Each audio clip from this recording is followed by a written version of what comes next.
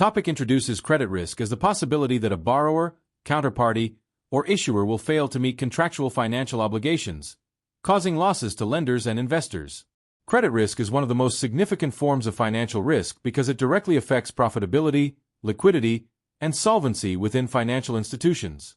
The topic explains that credit risk exists across many financial transactions, including loans, bonds, derivatives, trade finance, and off-balance sheet commitments.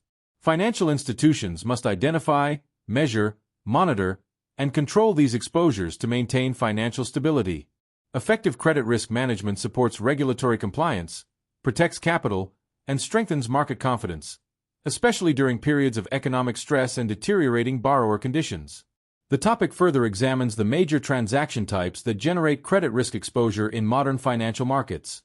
Traditional lending activities, such as corporate loans, retail loans, and mortgages, represent direct forms of credit exposure because repayment depends on the borrower's financial capacity. Bond investments also create credit risk because issuers may default on coupon or principal payments.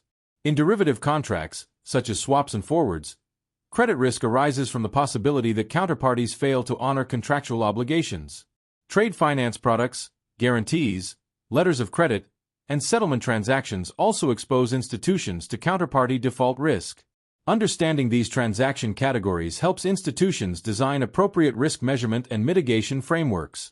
A key concept is the distinction between default risk, downgrade risk, and spread risk. Default risk refers to the inability of a borrower or counterparty to make required payments when due. Downgrade risk occurs when a borrower's credit rating deteriorates, increasing the probability of future default and reducing asset value. Spread risk arises when credit spreads widen due to changing market perceptions of risk, causing declines in bond prices and other credit-sensitive instruments. These interconnected risks influence portfolio performance, capital allocation, and market valuations. Financial institutions therefore use credit analysis, ratings, and market indicators to evaluate borrower quality and anticipate potential adverse credit developments. Topic also focuses on credit risk exposure, which represents the amount that may be lost if a borrower or counterparty defaults. Exposure measurement is essential because credit losses depend not only on the likelihood of default but also on the size of the exposure at the time of failure. The topic explains that exposure varies across products and can change over time. For example, a loan exposure may gradually decline through repayments, while derivative exposures fluctuate according to market prices. Financial institutions therefore calculate exposure at default, EAD, to estimate the expected amount owed if default occurs. Accurate exposure estimation improves capital adequacy assessment and risk management effectiveness. The topic also discusses current exposure and potential future exposure as critical elements of counterparty credit risk analysis. Current exposure reflects the existing replacement cost of a contract if a counterparty defaults immediately.